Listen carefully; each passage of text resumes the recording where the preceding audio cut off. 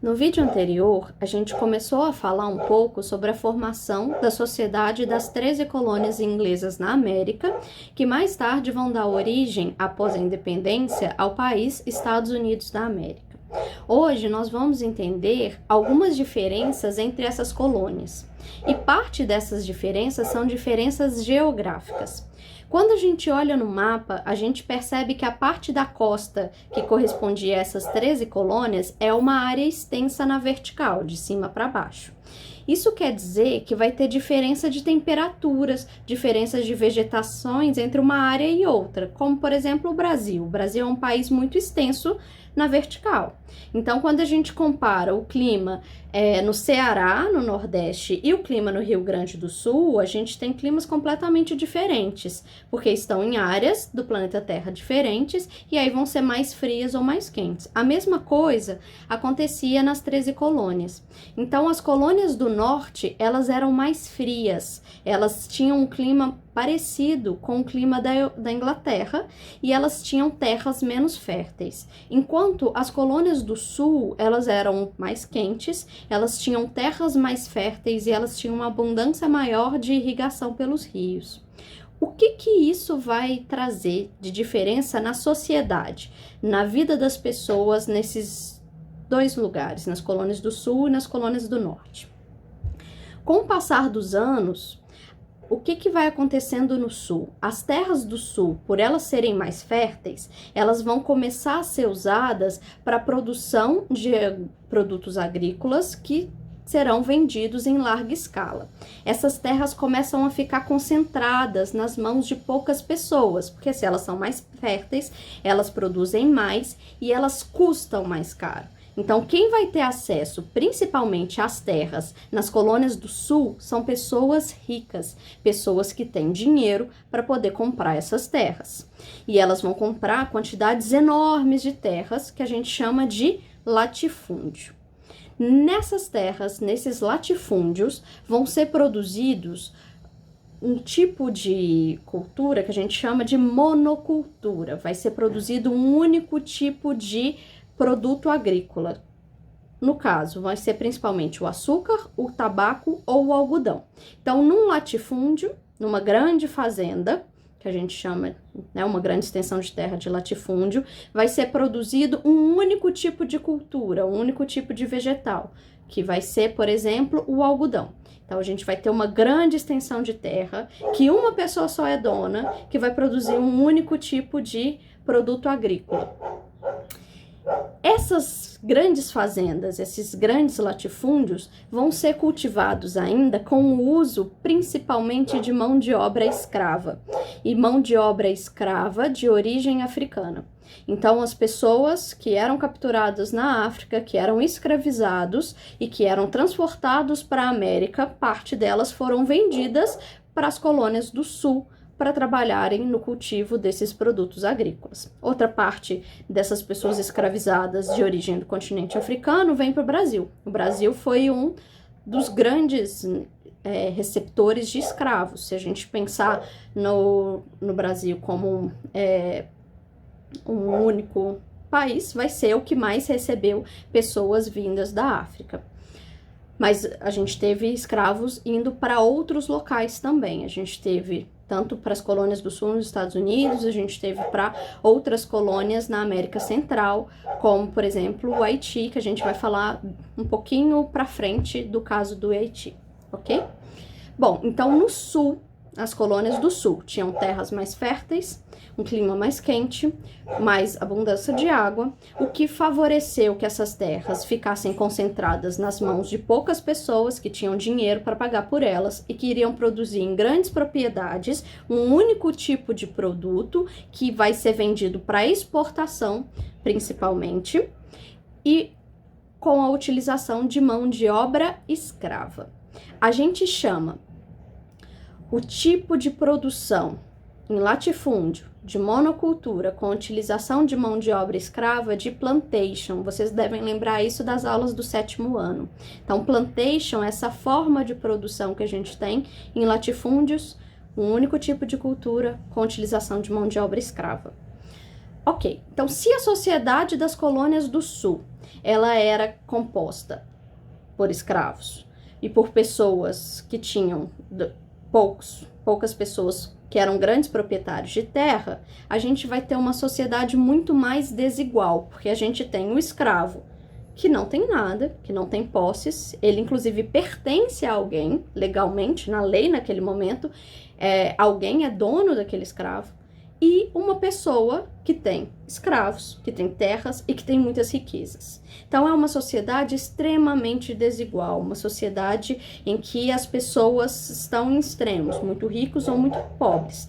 Existiam pessoas que estavam no meio disso, que não eram nem escravos, nem grandes proprietários de terra? Existiam. Nas colônias do sul, é claro que vão existir cidades, mas eram poucas cidades em comparação com a região norte, e a gente vai ter um número menor de pessoas que têm uma condição de vida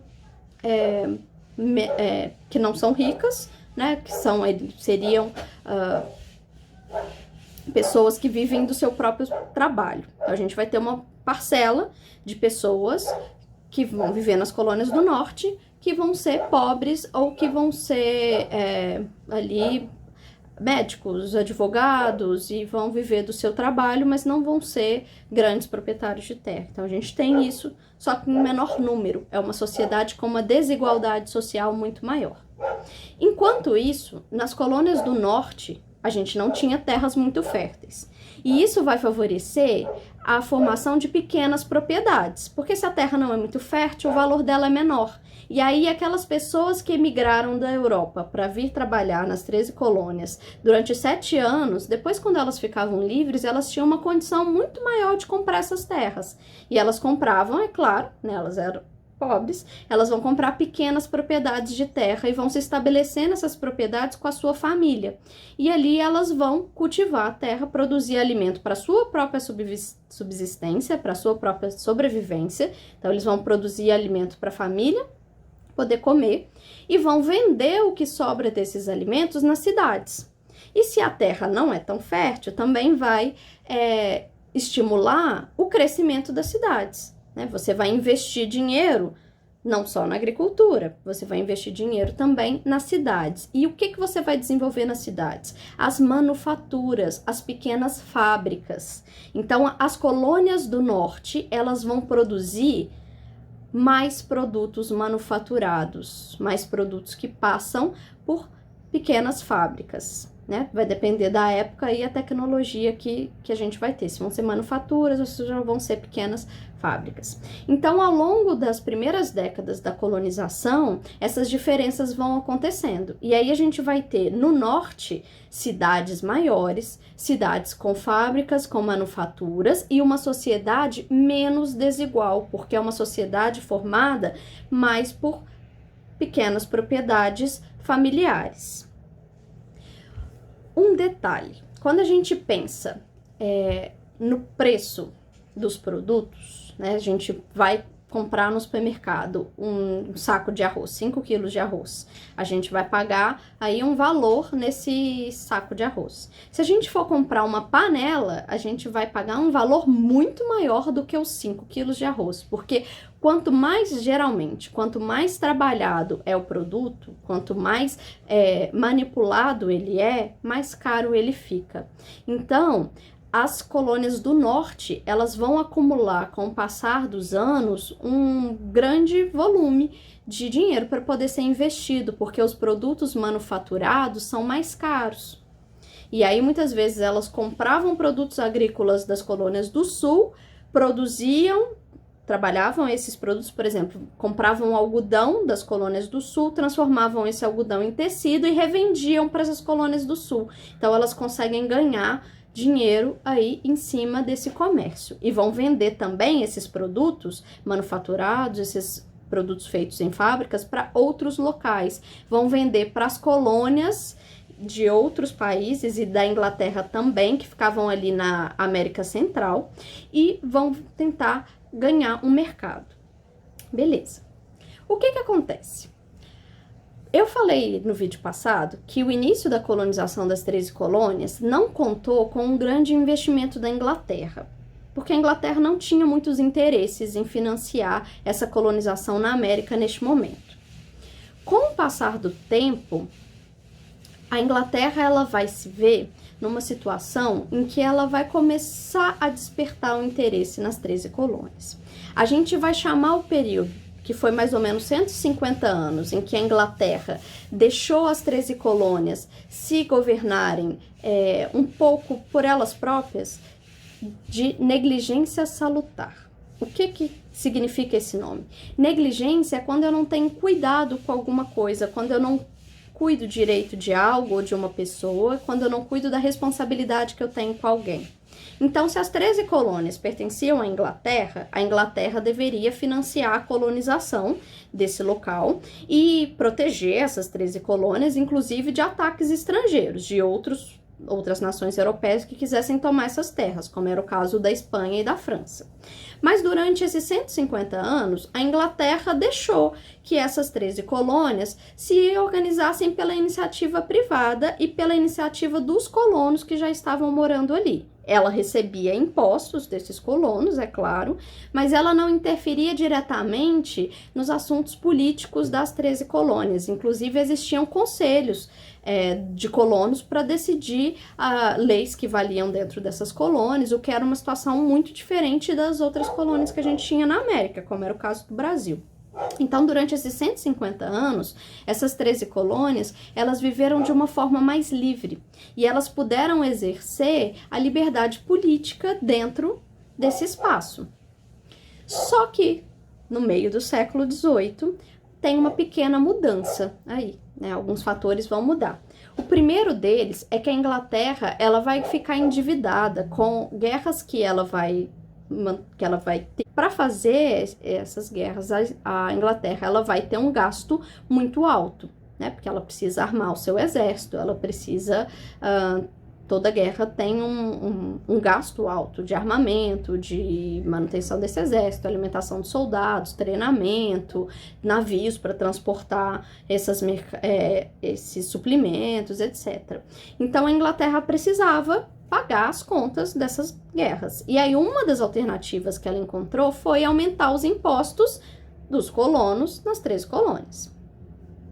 Os colonos que passaram ali 150 anos vivendo, se auto-administrando praticamente, pagando uma quantidade de impostos já determinada para a Inglaterra, eles sabiam que eles tinham a possibilidade de se administrar. Eles não vão querer, de uma hora para outra, começar a pagar impostos mais altos, porque a Inglaterra quer pagar a sua conta das guerras com a Espanha. Então, os colonos vão ser contra o pagamento de novos impostos. E isso vai ser uma questão muito importante que vai gerar, vai ser um dos fatores que vai gerar o conflito, a guerra entre os colonos das 13 colônias e a Inglaterra, que vai resultar na independência dos Estados Unidos. Um outro fator que vai fazer com que a Inglaterra queira ter controle sobre essas 13 colônias vai ser impedir que os produtos produzidos nessas 13 colônias façam concorrência com os produtos ingleses no mercado. Porque a gente tem que lembrar que, nesse momento, a Inglaterra está passando por um processo de revolução industrial. Então, a Inglaterra está produzindo muito nas suas fábricas. Se ela produz muito, ela precisa ter lugares para vender. Só que se as 13 colônias, principalmente as colônias do norte, também têm uma produção industrial, esses dois produtores, a Inglaterra e as 13 colônias, vão competir pelo mesmo mercado. Qual que é a lógica de uma colônia? Toda colônia ela serve para dar lucro para a metrópole, para dar lucro para o país que tem essa colônia. Então, qual que era a lógica, né? A Inglaterra produz nas suas fábricas e vende os seus produtos manufaturados, que são mais caros, para as suas colônias. E compra dessas colônias os produtos agrícolas que são mais baratos e que ela não pode produzir no seu território porque ela tem uma área menor. Essa é a lógica das colônias. Só que no caso das 13 colônias isso não acontecia assim. Por quê? Porque as 13 colônias tinham produção industrial. Então os produtos que eram produzidos dentro das 13 colônias, eles iam ser vendidos lá. Isso não ia dar espaço para os produtos ingleses. E eu falei agora há pouco que esses produtos também eram vendidos para outras colônias inglesas. Então, eles estavam concorrendo diretamente com os produtos ingleses. E os ingleses não vão gostar disso. Eles vão tentar criar uma série de leis e de taxas para tentar acabar com esse comércio dos produtos manufaturados, dos produtos industrializados que vão sair aí das suas colônias. Então, eles vão tentar diminuir esse comércio, essa produção de mercadorias manufaturadas das 13 colônias. E é claro que os burgueses das 13 colônias não vão gostar disso, porque isso vai fazer com que o ganho deles fique menor. E vai ser um outro motivo que vai levar os colonos a questionarem, a não aceitarem a tentativa da Inglaterra de repente começar a controlar aquela colônia, como eram as outras colônias. Isso é muito importante da gente perceber, porque a gente às vezes pensa, mas se os Estados Unidos também foram colônias, igual ao Brasil, igual aos outros países da América Latina, por que eles conseguiram ter um desenvolvimento econômico melhor, um desenvolvimento social melhor e a gente não? Uma das explicações para isso é esse período aí de mais de um século e meio, em que as 13 colônias foram negligenciadas pela Inglaterra e elas foram livres para promover o seu próprio desenvolvimento econômico. Enquanto isso, Portugal fazia o que com o Brasil? Portugal criava leis, Portugal controlava, Portugal administrava a colônia do Brasil para fazer com que essa colônia pudesse gerar o maior número possível de riquezas para Portugal. E isso vai fazer com que a gente não possa ter conseguido fazer um desenvolvimento econômico dentro da colônia. Por exemplo, no Brasil, enquanto o Brasil era colônia, tinham leis que proibiam instalar manufaturas, que proibiam instalar fábricas dentro do Brasil. Por quê? Porque se a gente não pode produzir produtos manufaturados, se a gente não pode produzir panelas, tecidos, ferramentas, a gente tem que comprar isso de algum lugar. E a gente vai comprar de quem? A gente vai comprar dos portugueses ou a gente vai comprar da Inglaterra, porque Portugal tinha um monte de tratados comerciais com a Inglaterra. Isso é um exemplo. Então, por que o Brasil teve pouco desenvolvimento industrial, pouco desenvolvimento de fábricas ao longo da sua história? Um dos motivos é porque durante boa parte do nosso período, a gente foi proibido por leis coloniais que proibiam a existência de fábricas dentro do nosso território. E isso não vai acontecer dessa forma nas 13 colônias. Então, hoje, eu queria falar um pouco dessas diferenças entre as colônias do norte e as colônias do sul, um pouco desse período em que a Inglaterra negligenciou, a Inglaterra deixou de lado as 13 colônias e que isso possibilitou, isso fez com que as 13 colônias pudessem se desenvolver. E aí lembrem das diferenças entre as colônias do norte e as colônias do sul. As colônias do norte, elas têm propriedades menores de agricultura familiar, que produzem para sua subsistência ou para vender uma pequena quantidade para cidades, tem cidades mais desenvolvidas e tem muitas manufaturas. As colônias do sul vão ter grandes propriedades de terra, que a gente chama de latifúndios, que vão produzir um tipo, geralmente só de produto agrícola, que vai ser vendido para exportação com utilização de mão de obra escrava. É muito importante a gente entender isso, porque a questão da escravidão, ela vai voltar logo após a independência das 13 colônias. E ela vai ser uma questão tão fundamental para esse novo país que nasce, que ela vai dar origem, vai ser um dos motivos que vai dar origem à Guerra de Secessão. É uma guerra civil que acontece dentro dos Estados Unidos e uma das disputas era que as colônias do Sul, elas queriam manter a escravidão depois da independência e as colônias do Norte não. Então, lembrem-se dessas diferenças. E aí, no próximo vídeo, eu vou começar a falar como que as ideias iluministas, as ideias de liberdade, de igualdade, vão influenciar esses colonos a lutarem contra a Inglaterra pela sua independência.